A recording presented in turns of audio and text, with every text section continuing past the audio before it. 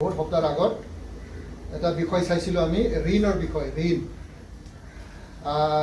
some months back we studied about the financial principles and basically we were talking about the debt. What is the word of God talks about the debt.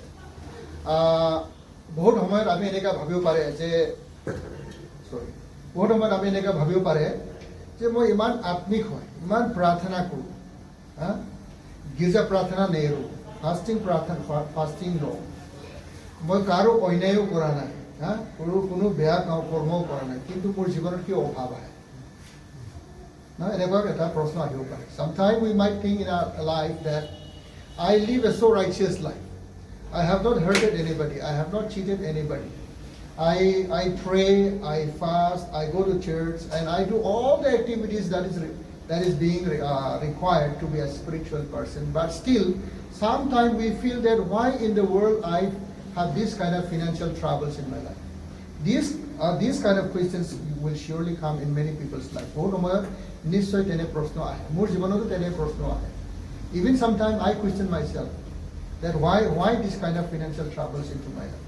মোৰ জীৱনত কিয় এনেকুৱা টকা পইচাৰ নাটনি কিয় আহে ইয়াৰ কিছুমান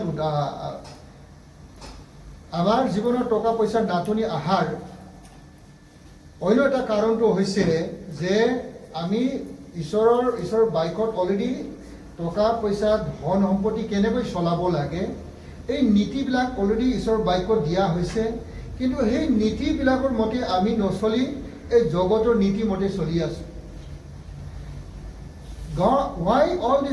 why the financial problems or trouble comes into people's life is one of the reason is we don't follow the biblical principles. The principles that is laid in the Word of God. How do we handle our wealth? How do we handle our finances? What is our means of income or how do we earn or how do we do savings or so many other things or investment. There are so many financial principles that is already laid in the Word of God but we don't follow those financial principles and rather we copy the financial principles of the world. That's why we face troubles into our economy. আমাৰ জীৱনত টকা পইচাৰ নাটনি হোৱাৰ কাৰণটো এইটো আছে যে আমি বহুত সময়ত আমি জগতক চাই আমি তেনেকৈ জীৱন যাপন কৰি আছোঁ Bible the reason why we don't follow biblical principles is also because these principles are never being taught from the pulpit. বাইবেলৰ যিটো নীতি আছে টকা পইচাৰ যিটো নীতি আছে সেই নীতিবিলাক পুলপিটৰ পৰা কোনো মণ্ডলীত শিক্ষা দিয়া নহয় If there is a preaching about finance, it's all about giving tithes and offerings. These are the only things that is being taught from the pulpit. বহুত সময়ত পুলপিটৰ পৰা যদি আমি যদি টকা পইচাৰ কথা যদি শুনিছোঁ বাইবেলৰ পৰা শিক্ষা দিয়া কি শুনিছোঁ যে আমি দান দক্ষিণা দিব লাগে দশমাংশ দিব লাগে yes সেইটো দিব লাগিব yes those are also one of the principles out of so many principles. So today we want to look some of the basic practical principles.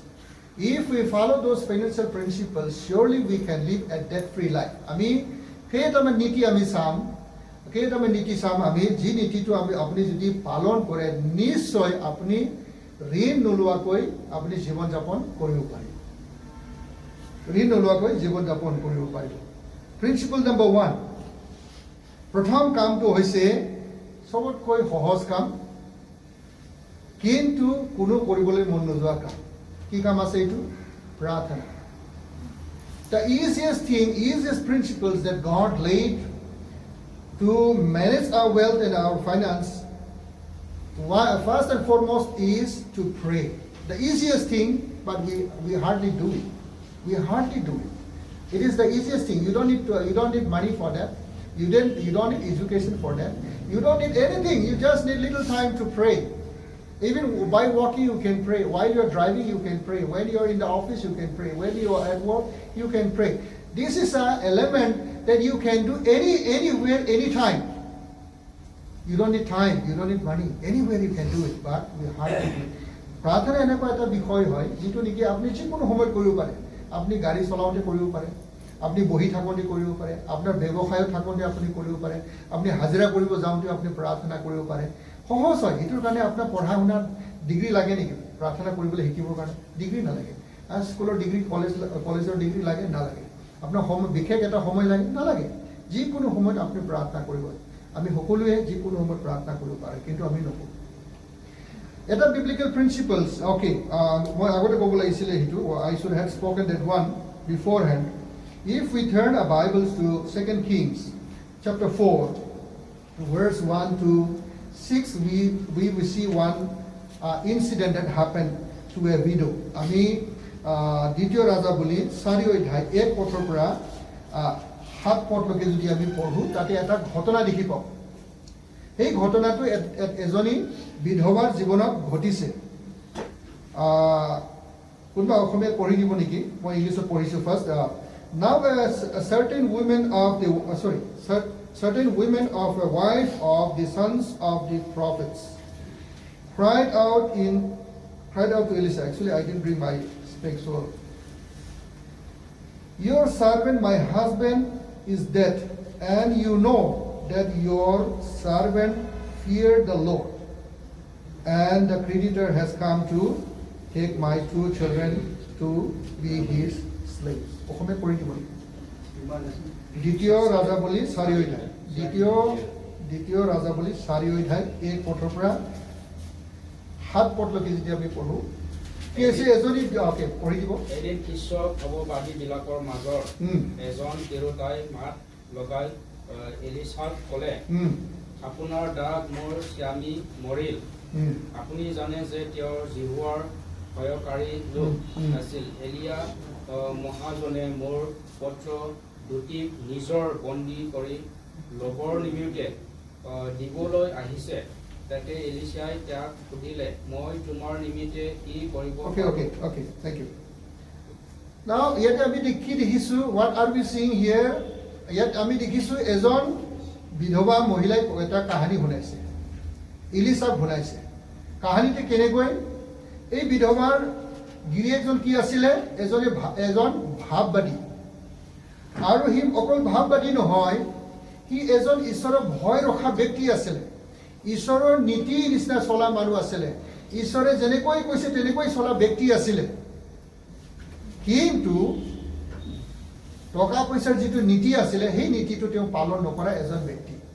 Here we see a widow is narrating a story to Prophet Elisha, and you know this widow's husband was also one of the prophet, and this prophet was a righteous man, a holy man, a person who loved the Lord, a person who fears the Lord, a person who always maybe try to do everything that the Lord is commanding, but still one basic element he missed is he did not follow the biblical financial principles. That is why now the widow is in trouble. আমি কোনটো মাহত আমি পঢ়িছিলোঁ যে মই মনত নাই, আমি কৈছিলোঁ যে ঈশ্বৰৰ বাক্যই আমাক ঋণ লোৱাটো মানা কৰিছে। ঋণ লৈ জীৱন যাপন কৰাটো ঈশ্বৰৰ বাক্যই ষ্ট্ৰিক্টলি আমাক মানা কৰিছে। Unless it is a deadly need. The word of God is very strictly asking us not to live our life by borrowing money from bank or friends or relatives or anybody. We are supposed to live a debt-free life. That is the command of the Lord. Unless it is a deadly need. Supposing somebody is hospitalized and you have no money, okay, you borrow. And that is another case. But for our day-to-day life, if we borrow money and live, the Lord is not happy, because that doesn't come under the financial principles of God, the creator of this universe. যিজনে নেকি পৃথিৱীটো সৃষ্টি কৰিছে, আপোনাক মোক সৃষ্টি কৰিছে, তেওঁৰ যিটো টকা পইচাৰ যিটো নীতি, সেই নীতি মতে আমাৰ দৈনন্দিন জীৱনটো চলাবৰ কাৰণে আমি ঋণ লৈ কিনি চলোৱাটো ঈশ্বৰে মানা কৰিছে। কিয় মানা কৰিছে আমি আগত এইটো অধ্যয়ন কৰিছোঁ। আকৌ নিশ্চয় আগন্তুক দিনবিলাক আকৌ মই এইটো অধ্যয়ন কৰিম। আজিৰ বিষয়টো হৈছে আমি ঋণ নোলোৱাকৈ কেনেকৈ জীৱন যাপন কৰিব পাৰিম। নম্বৰ 1 হৈছে ইয়াতে দেখিছে এই মানুহজন ঈশ্বৰৰ ভয় ৰখা মানুহ আছিলে, তথাপিও ঈশ্বৰৰ নীতি ঋণ নোলোৱাকৈ চলোৱা এটা জীৱনটো নচলাৰ কাৰণে সি ঋণ লৈছে। ঋণ লৈ কিনি পৰিয়ালটো চলাইছে। গিৰিয়েক যেন ঢুকাই যোৱাৰ পিছত ঋণৰ সমস্যাটো কোনে ভুগিবলগীয়া হৈছে? This lady, her husband was a prophet, a person who fears the Lord, a person who loves the Lord, but he did not follow the financial principles. He borrowed some finances from somebody for some cost. It is not mentioned here, and he passed away. Now, who is bearing the burden? Who is having the trouble now? The people, those who are left behind. The wife, the widow, the children are in trouble. So sometimes when we do these kind of activities, it can surely bring troubles into your life, into your family. When we borrow money, it brings troubles into your life, into your family. That is the reason the Word of God is very strongly, vehemently asking us not to live our life by borrowing money from somebody, whether it is from financial companies or from some individuals. We are supposed to live a debt-free life. Amen? দৈনন্দিন জীৱনটো আনৰ পৰা ধাৰ খুজি কিনি জীৱন যাপন কৰাটো ঈশ্বৰে ভাল নাপায়। কাৰণটো হৈছে যেনেকৈ এই বিধৱাজনৰ গিৰিয়েকে পইচা ধাৰ লৈ কিনি চলাই কিন্তু মৃত্যু হৈ গুচি গ'ল, ভুগিবলগীয়া হৈছে তাৰ সন্তানবিলাকে। কিয়? কাৰণ তলত লিখিছে যিজনে নেকি তেওঁক ধাৰ দিছিলে সেইজনে এই বিধৱাৰ সন্তানবিলাকক লৈ যাবলৈ বিচাৰিছে। কিয় লৈ যাব? পঢ়াবলৈ, তাক পিন্ধাবলৈ, তাক ঘৰত ভালকৈ ৰাখিবলৈ কাৰণে লৈ যাব? নহয়। কিহৰ কাৰণে? কাম কৰাবলৈ কাৰণে। আৰু কিহৰ কাম? দাসত্বৰ বেতন নাথাকে। দাস কি পায়? আপোনাৰ শুবলৈ ঠাই এটা পাব, কি ধৰণৰ ঠাই হ'ব নাজানে, খাবলৈ আপোনাক দিয়া হ'ব ন, সকলো অলপ চলপ আপোনাক পিন্ধিবলৈ দিয়া হ'ব, এইখিনি। আৰু আপুনি গৰুৰ দৰে কাম কৰিব লাগিব। মালিক যদি আৰু বেয়া হয়, ভয়ংকৰ। আমি সেই জীৱনটো দেখা নাই কাৰণে আমি এইটো বুজি নাপাওঁ। দাসত্ব জীৱন কিমান ভয়ংকৰ হয় আমি এইটো জীৱনত দেখা নাই, আমি নাজানো। কাৰণ আমাৰ অসমৰ কালচাৰত এইটো দাসত্ব চিষ্টেমটো নাছিলে। কিন্তু দাসত্ব চিষ্টেম আপোনাৰ in a culture, so we don't understand how hard it was. We will not understand because it is not in our culture. We have never seen that. But it is a terrible life. When we read the history, we know it is a terrible life because the slave not have any rights. The slave will get only the food and clothes and a simple place to stay. That's all. And if the master is very cruel guy, I think it is hell on earth. So for this purpose, the widow's children were about to be taken away by the lender. By the lender, the one who lent the money. So trouble comes to the family members. That is the reason God is asking us not to borrow money for our day-to-day life management. Okay, now why we should pray? Here this widow must have prayed to God many times, even though it is not mentioned here. She must have prayed to God. She must have asked the Lord to provide so that her children will not be taken away as a slave, and the children and the mother, so that all three of them can live a healthy life, a peaceful life, a comfortable life. Maybe she was continuously praying because her husband was a God-fearing person, so she must be also a God-fearing person. She must know, she will surely know that God is the one who provides. Because of this reason, she must have been praying for many times. I don't know. It is not mentioned in the Word of God, but for sure, she must have been praying. আমি জানো এই মহিলাজনে যিহেতু তেওঁৰ গিৰিয়েক এজন ভৱিষ্যবক্তা আছিলে, ঈশ্বৰক ভয় ৰখা ব্যক্তি আছিলে, নিশ্চয় সেই মহিলাজনক ঈশ্বৰক ভয় ৰখা ব্যক্তি হ'ব, ঈশ্বৰক জনা ব্যক্তি হ'ব। আৰু সেই মহিলাই নিশ্চয় জানে যে ঈশ্বৰে যেন আমাৰ দৈনন্দিন প্ৰয়োজনবিলাক যোগান ধৰে। যেতিয়া আমি প্ৰাৰ্থনা কৰোঁ, প্ৰাৰ্থনা উত্তৰ দিয়ে বুলি বিশ্বাস কৰে, জানে, যাৰ কাৰণে নিশ্চয় এই বিধৱাই বহুত বাৰ প্ৰাৰ্থনা কৰিছে ঈশ্বৰৰ ওচৰত। যদিও এই বাইবেলত যদিও উল্লেখ কৰা নাই, নিশ্চয় তেওঁ প্ৰাৰ্থনা কৰিছে। তেওঁ নিশ্চয় প্ৰাৰ্থনা কৰিছে যে তেওঁৰ সন্তানবিলাক যেন দাস হ'ব নালাগে, যেন এই তেওঁৰ সন্তানৰ লগত মা পুতেকে যেন শান্তিপূৰ্ণৰে যে সমাজত যেন ভালকৈ জীৱন যাপন কৰিব পাৰে। নিশ্চয় এই বিষয় লৈ তেওঁ নিশ্চয় বহুতবাৰ প্ৰাৰ্থনা কৰিছে, যাৰ কাৰণে ঈশ্বৰে ইলিছাক তাইৰ ঘৰলৈ পঠোৱা হৈছে। Because she must have prayed many times, that is the reason most probably God sent Elisha to her house. তাৰপিছত আমি যদি তলত পঢ়ি যায় আমি দেখি পাই যে এলিছাই কি কৈছে, তোমাৰ ঘৰত কি আছে? কি কৈছে? আৰু অকণমান আটা আছে আৰু অলপ তেল আছে, আমিতো ৰান্ধি খাই মৰিম আৰু একোতো নাই আৰু ন। The widow is saying, we just have a little oil and little flour, we will bake it and eat and we will die. That's the end. No? Itu kahani. Nohai jano. Tolak pori jabosun. Please read. Verse 2, 3, 4, 5. তাতে এলিছাই তাইক সুধিলে, মই তোমাৰ নিমিত্তে কি কৰিব পাৰোঁ? চোৱাচোন তোমাৰ ঘৰত কি আছে? তাই ক'লে, ঘৰত একৃপতা তেল বাহিৰে আপোনাৰ বেটীৰ আৰু একোৱেই নাই। তেতিয়া তেওঁ ক'লে, তেন্তে যোৱা, বাহিৰৰ পৰা নিজৰ আটাই ওচৰ চুবুৰীয়াবিলাকৰ পৰা। Okay, thank you. ওচৰ চুবুৰীয়াৰ পৰা বটল লৈ আনো, বটলটো লৈ আনিছে, তাৰপিছত দৰ্জা বন্ধ কৰিছে, কৈছে যে এই তেলটো যিমান বটল আছে বটলত সোমাবি। সোমাৰ পিছত যিমান বটলবিলাকত সোমাইছে মানে তেলটো শেষ নহয়, কিন্তু অকণমান তেল। তাৰপিছতে যেতিয়া বটল শেষ হৈছে, তেলটো শেষ হৈছে। তাৰপিছত ইলিচাই কৈছে, তুমি এতিয়া এই তেলবিলাক বিকিখিনি যাক ধাৰ ঘূৰাব লাগিছিলে তেওঁক ঘূৰাই দিয়ক, তাৰপিছত বাকী পইচাৰে তুমি জীৱন যাপন কৰা। God answered the prayer. ঈশ্বৰে এই মহিলাজনৰ প্ৰাৰ্থনাটো শুনিছে, উত্তৰ দিছে। জোহন 14 কৈছে নহয়, যিহকে খুজিব তাকে দিয়া হ'ব। মঠি 7:7 কৈছে, খোজা পাবা। ন বহুত জেগাত আছে যেতিয়া আমি প্ৰাৰ্থনা কৰোঁ পাব। জাকবত কৈছে, তোমালোকে কিয় নোপোৱা? কাৰণটো হৈছে তোমালোকে যাচনা নকৰা। 4:2 কৈছে, তোমালোকে কিয় নাপায়? কাৰণ তোমালোকে যাচনা নকৰা, প্ৰাৰ্থনা নকৰা।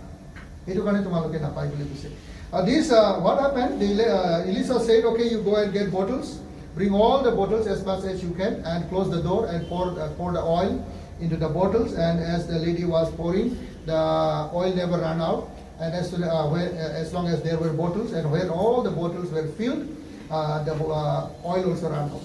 Then Elisha said, okay, you sell the oils and you repay the loans, and also with remaining money, you live your life. God answered her prayer. ঈশ্বৰে তেওঁৰ প্ৰাৰ্থনাটো উত্তৰ দিলে। তাৰপিছত তেওঁৰ সমস্যাটো সমাধান। So we must pray for our day-to-day need. আমাৰ দৈনন্দিন প্ৰয়োজনৰ কাৰণে আমি প্ৰাৰ্থনা কৰিব লাগে। আমাৰ প্ৰভুৰ প্ৰাৰ্থনাৰ এটা প্ৰাৰ্থনাটো কি আছে? এটা লাইনটো প্ৰভুৰ প্ৰাৰ্থনা, Lord's Prayer, এটা লাইন কি আছে? Our Father in heaven. That is the first line. What is the other line? Hallowed be thy name. What is the next line? Thy kingdom come. What is the next line? Thy will be done. What is the next line?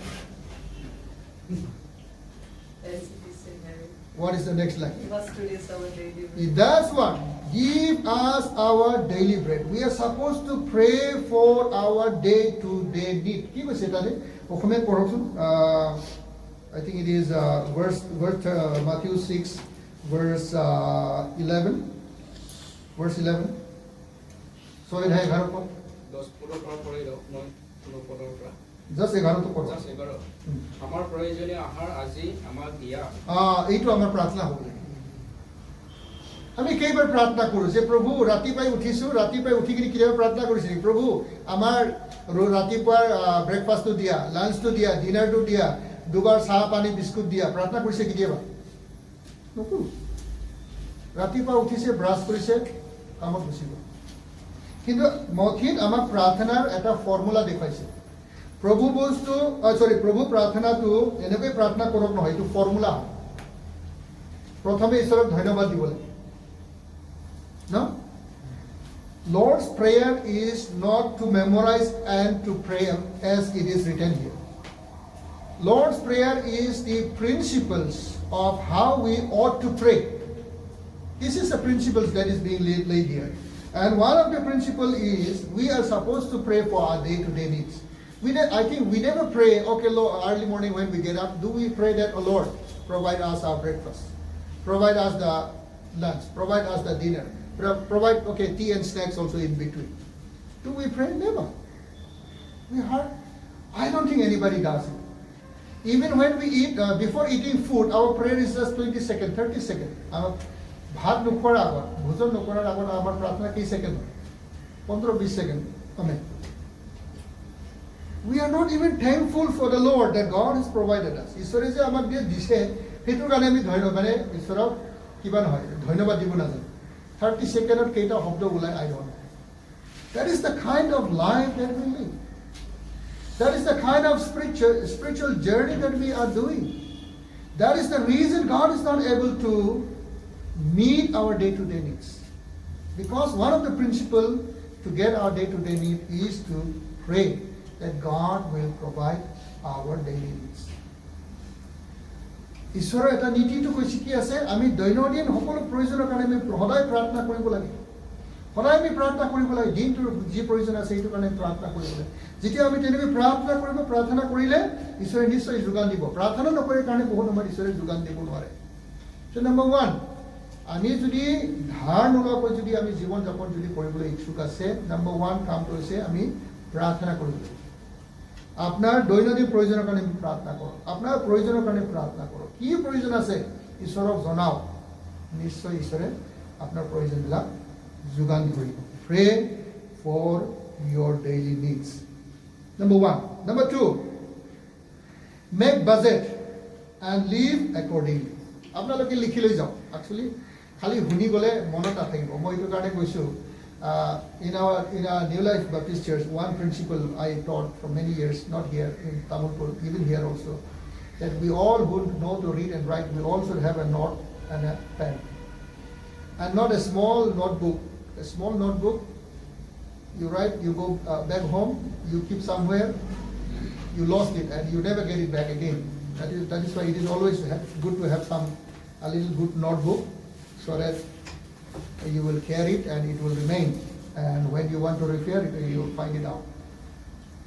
Okay, likhi loi jabo ebaro hasande bra sobe notebook loi anibo pen paper loi anibo. Okay, 2 number কাম to hoise ami budget banabo lage aru budgetor mote cholibo lage budget ishor baikot ko likha ase budget is there anything that talks about budget yes surely in the word of God let's turn our Bible to Luke chapter 14 verse 28 I think আমি look 14 অধ্যায় 28 হ'ব লাগে চাওকচোন কি লিখা আছে 28 বাজেটৰ কথা লিখা আছে নেকি বাইবেল আছে বহুত আছে মই জাস্ট এটাহে লৈ আনিছো there are so many Bible verses that talks about budgeting or planning budgeting means it is actually planning okay 28 পাইছে কোনবা 28 কিয়নো বৰ কাৰেণ্ট বান্ধিবলৈ মন কৰিলে প্ৰথমতে বহি তাৰ কিমান খৰচ আৰু তাৰ এটাবলৈ সমৰ্থ আছেনে okay thank you what it is written 28 it says for which one of you when he wants to build a tower does not first sit down and calculate the cost to see if he has enough to complete it. It's about planning. It's about budget. Planning koribo lagibo, budget koribo lagibo. Amar dairodin provision bilak ami budget koribo lagibo je ami kiman damor chawol khabo parim. Amak mahot kiman kei kg chawol lage. Hoptahot ami kesa sabji bibhinno dhoroner sabji kinote amar hoptahot kiman toka jay.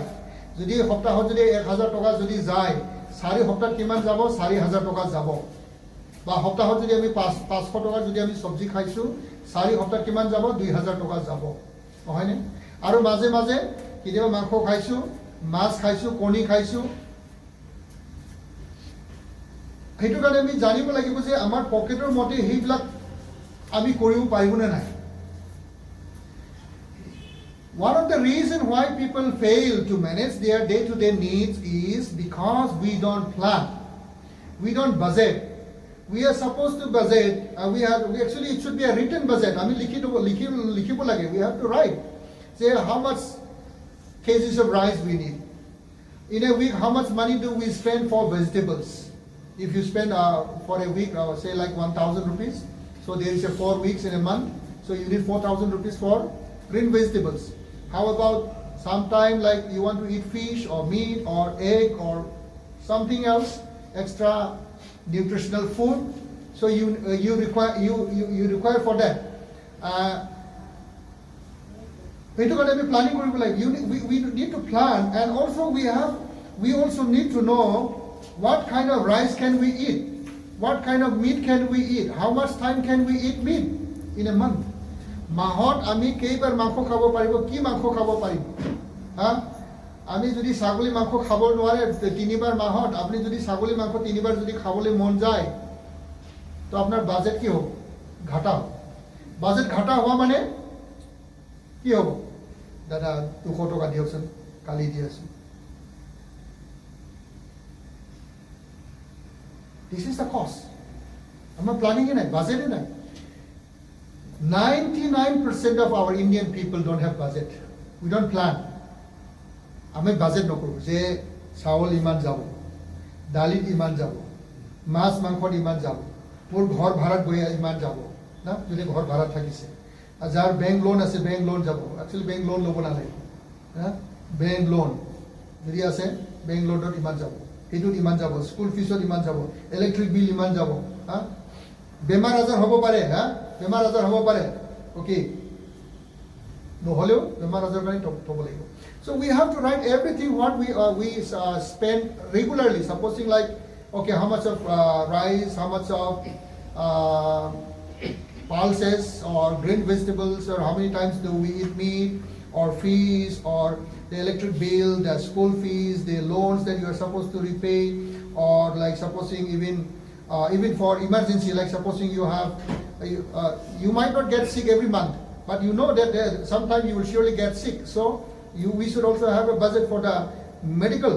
Okay, every month I save, okay, sir, supposing like 100 rupees or 200 rupees. I don't save myself for medical, but I have an insurance, medical insurance, Mediclaim I have. So if there is a severe sickness, by the grace of God, we can spend quite a good amount of money for our treatment. So do we have those kind of plans? Many of us don't have. And if we have written the budget, we have to live accordingly. You cannot cross. Once you cross what it is written, then you fail to manage. When you fail to manage, then you lead to borrow. You have to borrow from somebody else. So second principles the Word of God teaches us is to have a proper monthly budget. How much you can spend. And live accordingly. Don't live above your budget. আপনার বাজেটৰ ওপৰত আপনি জীবন যাপন কৰিব নিবিচাৰিব। আপনাৰ বাজেটৰ মতে যাও, আপনাৰ বাজেটৰ মতে যাও।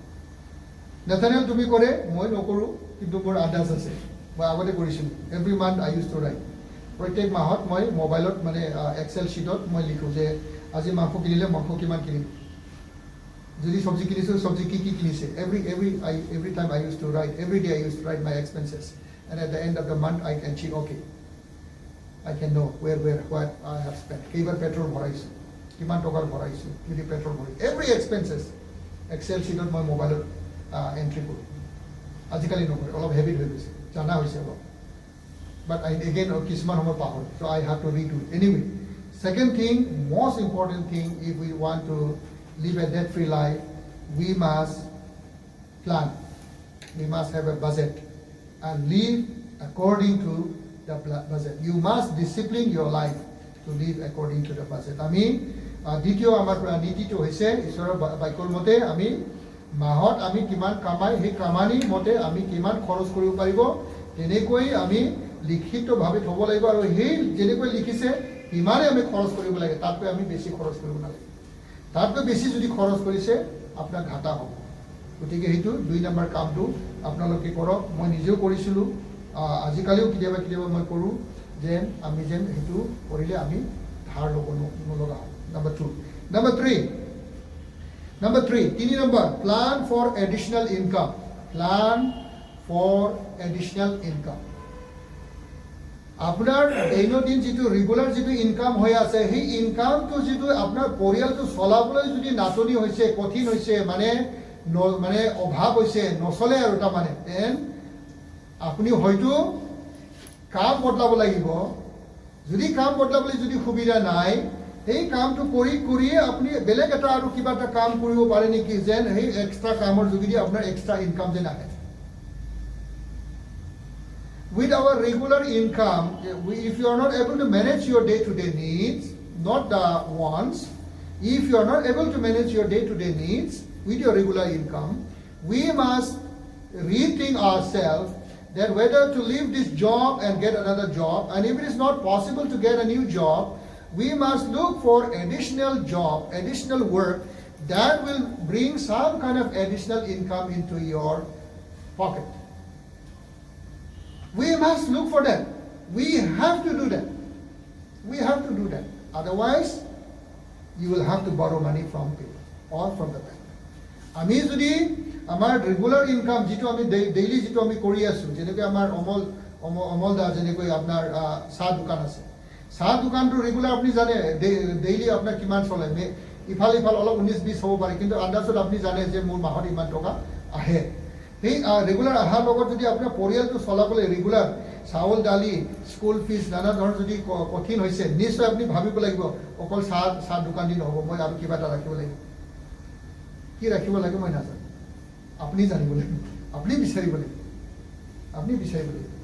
মই এটা উদাহৰণ দিছোঁ, এই আমাৰ চেণ্ট ক্লাৰেট স্কুল, তাৰে চৌকিদাৰ যিজনে গেটত থাকে, এই আজাৰাৰ মানুহ, সি গৰম বন্ধ হ'লে ঘৰত বহি নাথাকে, গৰম বন্ধ বুলি ঘৰত বহি নাথাকে। গৰম বন্ধত মানে কিবা কি কয় হ'লচেল বস্তুবিলাক লৈ যেন সেই গাঁৱে গৈখিনি স্কুটিৰ লগত মানে দোকানবিলাকত কিবা হ'লচেল বস্তু দি আহে। সপ্তাহত মানে ডেইলি দি আহিব, ডেইলি কালেকশ্যন কৰিব, সেইটো সদায় কৰে। আৰু স্কুল থকা সময়তো স্কুল ছুটি হোৱাৰ পিছত যেতিয়া সি ঘৰত ঘূৰি যাব, ঘূৰি যাই কিনি ভাত পানী খুৱাই অলপ ৰেষ্ট লোৱাৰ পিছত সি আকৌ বেটাৰী গাড়ী চলে।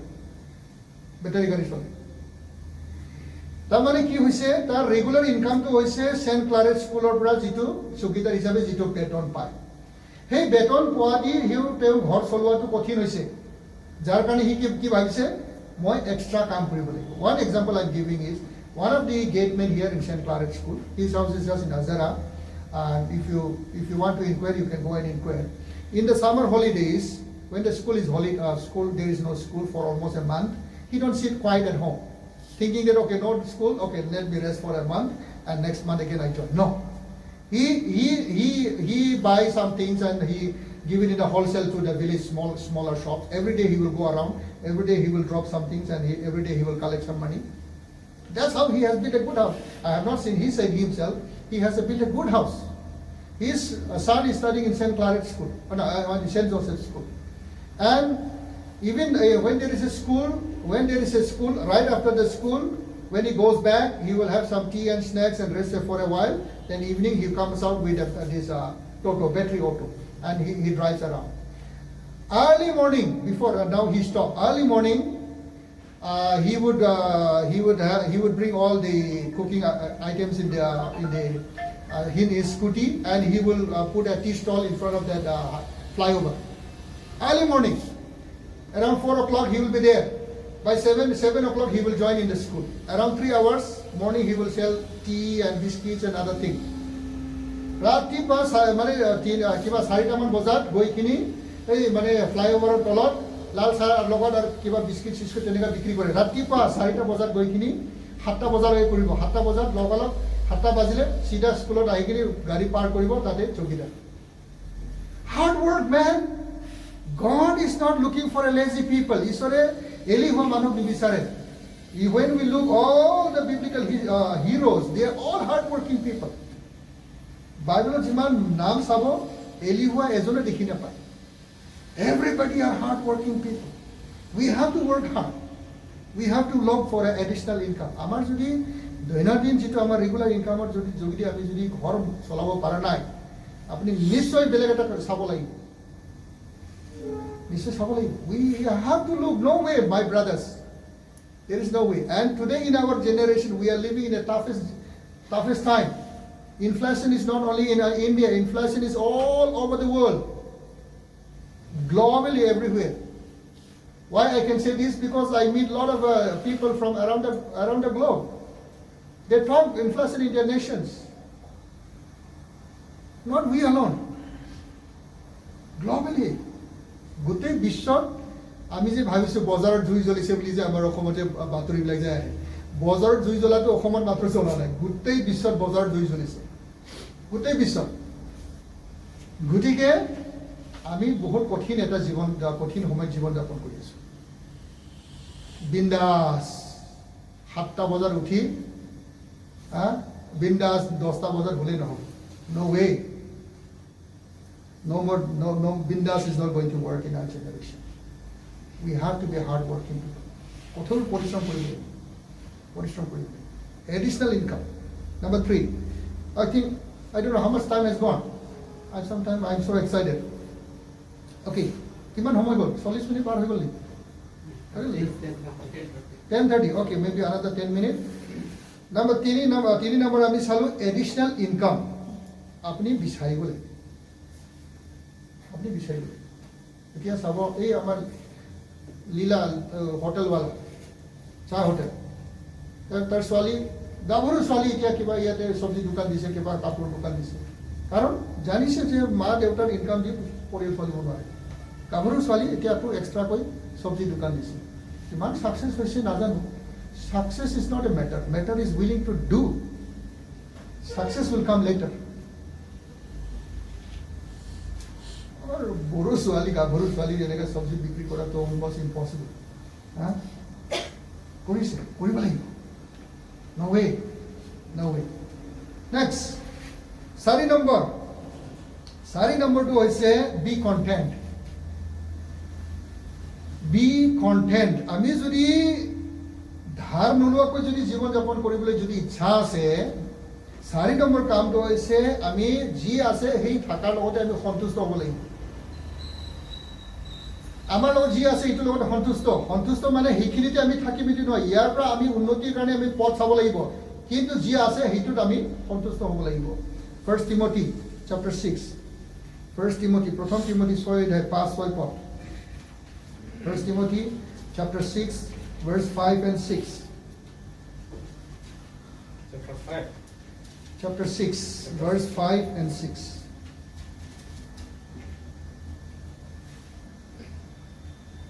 and constant friction between men of depraved men mind okay can somebody read mane mo suko nani lo khomete porosu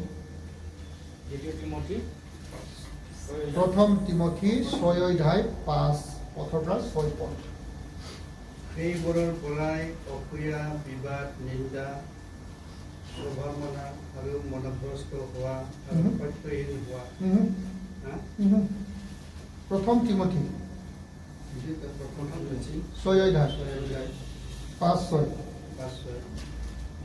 পঢ়ি যাওকচোন সেইবোৰৰ পৰাই অপ্ৰিয় বিবাদ নিন্দা স্বভাৱমনা আৰু মনভ্ৰষ্ট হোৱা আৰু সত্যহীন হোৱা মানুহবিলাকৰ দ্বন্দ্ব কাজিয়া উৎপন্ন হয় এনেকুৱা লোকবিলাকে ভক্তিক লাভৰ উপায় বুলি ভাবে কিন্তু সন্তোষৰ সহিত ভক্তি মহালাভৰ উপায় হয় কিটো উপায় কিটো হয় বোলে সন্তোষৰ সহিত ভক্তি মহালাভৰ উপায় হয় okay but godliness actually is a means of great gain when accompanied by contentment সন্তুষ্ট কি কৈছে ইয়াতে কি কৈছে ঈশ্বৰীয় হোৱাটো কি আছে ঈশ্বৰীয় কেনেকৈ হ'ব পাৰিব ঈশ্বৰ ভক্ত কেনেকৈ হ'ব পাৰিব যেতিয়া আমি সন্তুষ্ট জীৱন যাপন নিজকে নিজে সন্তুষ্ট ৰাখিব পাৰিব সেইটোহে মানে ঈশ্বৰীয় জীৱন ঈশ্বৰক ভয় কৰা জীৱন godliness means we are able to live a content life if we are not able to live a content life that means we are not godly person we are not yet following God in full sense Philippians chapter 4 verse 11 to 13 Philippians chapter 4 Philippia 4:11 পৰা 13 পদ লৈকে okay just another 5 minutes we'll wind up 5 minutes or here 4:11 নাটনিৰ বিষয়ে যে মই এই কথা কৈছো নহয় কিয়নো যিকোনো অৱস্থাতে নাথাকক মই তাতে সন্তুষ্ট হৈ থাকিবলৈ শিকিলো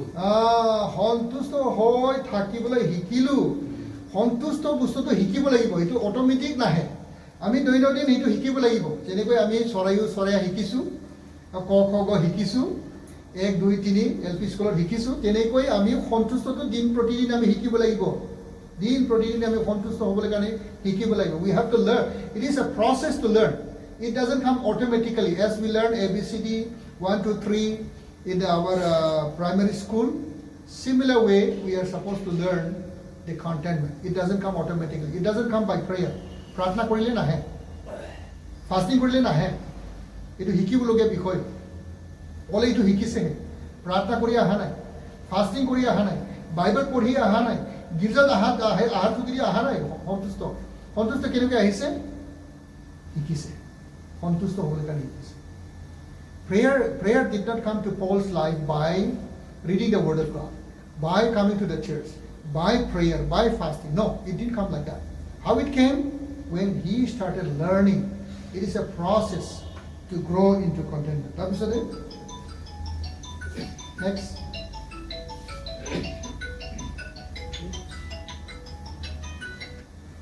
Next.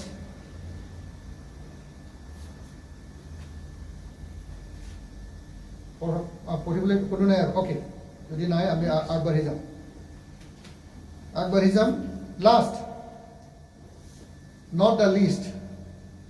Last, নীতি, 5 নম্বৰ নীতি, radical change life.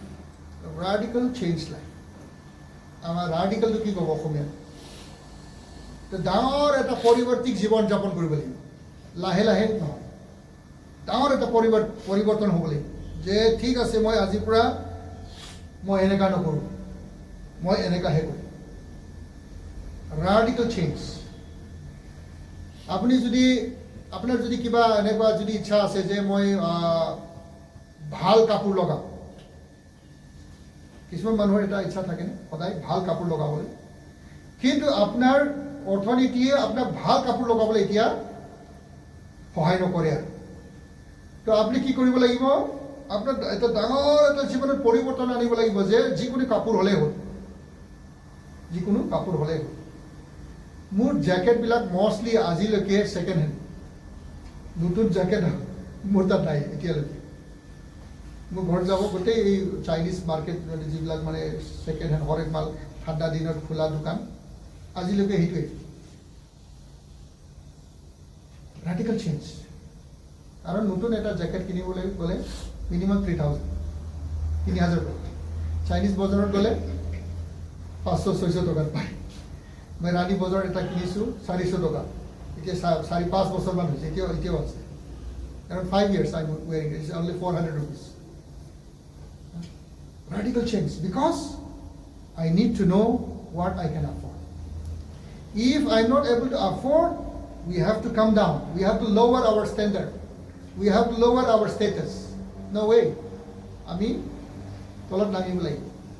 আমাৰ খোৱা বোৱাৰ পৰা হৈ, পিন্ধা উৰাৰ পৰা লগ, সকলো দিশৰ পৰা আমি কি কৰিব লাগিব? ৰাডিকেল এটা চেঞ্জ কৰিব লাগিব। এটা ডাঙৰ এটা পৰিৱৰ্তন। ওপৰৰ পৰা ডাইৰেক্ট ফটককৈ তলত নামি আহিব লাগিব। কিয়? অতি প্ৰয়োজনটো কি আছে? কাপোৰ এটা লাগে বডি ঢাকি থ'বলৈ কাৰণে। এইটো যে ব্ৰাণ্ডেড হ'ব লাগে সেইটো কথা নহয়। অতি প্ৰয়োজনটো কি আছে? কমচে কম 3 সাঁজ খাব নোৱাৰিলেও 2 সাঁজ দালি ভাত হ'লেও ডেইলি লাগিবই। গতিকে মই কিছুমান বস্তু যদি এৰো, মোৰ ঘৰত কমচে কম 2 সাঁজ ডেইলি আহিব। We have to focus that. সাধাৰণ অলপ বেমাৰ আজাৰ হ'লে কমচে কম টেবলেট কিনিবলৈ সদায় কমচে কম ইমাৰ্জেঞ্চিৰ কাৰণে 500-200 টকা থাকিব লাগিব। চৰ্দি কাহ হৈছে লগালগ ফাৰ্মাচী যাব কাৰণে। Radical change. Radical change. This is the only solution to live a debt-free life. আমি যদি ঋণ নোলোৱাকৈ যদি জীৱন যাপন কৰিবলৈ হ'লে প্ৰথম আমি কি কৰিব লাগিব? আমি প্ৰাৰ্থনা কৰিব লাগিব। প্ৰয়োজনৰ কাৰণে প্ৰাৰ্থনা কৰোঁ। 2 নম্বৰ, আমি বাজেট কৰিব লাগিব। বাজেট কৰি বাজেট মতে চলাওক। বাজেটৰ ওপৰঞ্চি নচলাব, লাগিলে বাজেটৰ কমত চলিব। 2 নম্বৰ। 3 নম্বৰটো হৈছে এডিশ্যনেল ইনকাম। আপোনাৰ যি সদায় ইনকাম হৈ আছে তাৰে বাহিৰেও কিবা এটা আৰু ইনকাম কৰিব পাৰে নেকি? তাৰে উপৰিও কিবা এটা ইনকাম কৰিব পাৰে। চাবচোন কিছুমান মানুহ এতিয়া ইয়াতে পাণ দোকান আছে, পাণ দোকান লগত নচলে। কি কৰিছে? চিলিণ্ডাৰো বিকিছে, পানী বটলো বিকিছে ন, আৰু কিবা এটাও বিকিছে। কিয়? কাৰণ অকল পাণ দোকান দি নচলে। চ' কি কৰিছে? চিলিণ্ডাৰ ছাপ্লাইৰ লগত কথা মিলাইছে। মই সেইটো কৰিব আপোনালোকে কোৱা নাই এনেকৈ ইলিগেল কাম কৰক বুলি, চিলিণ্ডাৰ বিক্ৰী কৰাটো ইলিগেল বাৰু, মই কোৱা নাই এইটো এনেকৈ কৰক বুলি, জাষ্ট এটা উদাহৰণ দিছোঁ। যে চলিব নোৱাৰে কাৰণে তেওঁলোকে বেলেগ এটা আৰু দোকানত আৰু বস্তু বেলেগ কাম কৰিছে। কিছুমান মানুহ দোকানৰ লগত আকৌ দোকানত সৰু এটা দোকান আছে, কিন্তু বেলেগৰ লগত কিবা এটা ছাপ্লাই কৰিব, কিবা কৰিব, লিগেল বস্তুবিলাকে ছাপ্লাই কৰিব, সহায় কৰিব। Additional income very important. যদি এইটো নকৰে জীৱনত আগনাবাঢ়িব। 4 নম্বৰ কথাটো হৈছে সন্তুষ্ট হ'ব লাগিব। সন্তুষ্ট, বি হেপী। মোৰ মোবাইলটো বহুত পুৰণি হৈ গ'ল, এতিয়া আকৌ ইয়াতকৈ দামী মোবাইল নল'লেই নহ'ব। ল'ব পাৰিব, এসাঁজ ভাত খাব লাগিব। গোটেই পইচা যদি মোবাইলত পেলায় তো এসাঁজ কমাব লাগিব। Okay, B content. 5 নম্বৰটো হৈছে ৰাডিকেল চেঞ্জ লাইফ। ৰাডিকেল ডাঙৰ এটা আমি ডিচিশ্যন ল'ব লাগিব, পাৰিব লাগিব, সলনি হ'ব পাৰিব লাগিব যে মই একে সাধাৰণ জীৱন যাপন কৰিম। লাগিলে মই চেণ্ডেল দি ঘূৰিম, লাগিলে মই এনেই ফেঞ্চি মাৰ্কেট এইটো ফুটপাথত বিক্ৰী কৰা কাপোৰ কানি মই কিনি এইটো দিয়ে মই জীৱন কটাম। বিয়াতে যাওঁ সেইটোৱে পিন্ধিম, খ্ৰীষ্টমাছত যাওঁ সেইটোৱে পিন্ধিম, গীৰ্জাতে যাওঁ সেইটোৱে পিন্ধিম, কিন্তু ঘৰত কমচে কম দালি ভাত থাকিব লাগিব। ৰাডিকেল চেঞ্জ। এই 5টা কাম যদি আমি কৰিব পাৰে, নিশ্চয় আমি ধাৰ নোলোৱাকৈ জীৱন যাপন কৰিব পাৰিম। কিন্তু ইমাৰ্জেঞ্চি সময়তো ধাৰ ল'ব লাগিব পাৰে, এইটো বেলেগ। ইমাৰ্জেঞ্চিটো মই কোৱা নাই। ইমাৰ্জেঞ্চি এক্সিডেণ্ট হ'ল, হস্পিটেল লৈ যাবলগীয়া হ'ল, 1 লাখ টকা লাগে, এইটো আৰু ক'ব নোৱাৰোঁ। 5 লাখ টকা লাগে, হয়তো ল'ব লাগিব। That is emergency. ইমাৰ্জেঞ্চিৰ কথা আমি কথা পাতা। আমি কথা পাতিছোঁ আমাৰ day routine, normal life, day to day life. In emergency, we may have to borrow. Supposing some accident happened or some serious sickness happened, we may have to borrow. That is another case. I'm not talking about emergency situation, but I'm talking about our day-to-day life, a daily life. In a daily living, we should be able to live a debt-free life. Here, nobody can say that Nathaniel মই মাংস এবাৰ দিছিলে, এতিয়াও পইচাটো দিয়া নাই বুলি কোনো মানুহ ইয়াত ক'ব নোৱাৰে। Nobody can say. কোনো ক'ব নোৱাৰে এই অঞ্চলত। নাম নাজানিলে এজন খ্ৰীষ্টিয়ান, বড়ো খ্ৰীষ্টিয়ান আছে নহয়, সি মাংস লৈ গৈছিলে, 2 মাহ হ'ল পইচা দিয়া নাই। চব্জি লৈ গৈছিলে, 1 মাহ হৈছে, এতিয়াও পইচা দিয়া নাই। তাৰো সাহস নাই ইয়াত ক'বলৈ। কিয় সাহস নাই? কাৰণ নকৰে। যদি নাই দালি ভাত খাইছোঁ, যদি নাই আলু পিটিকা খাইছোঁ,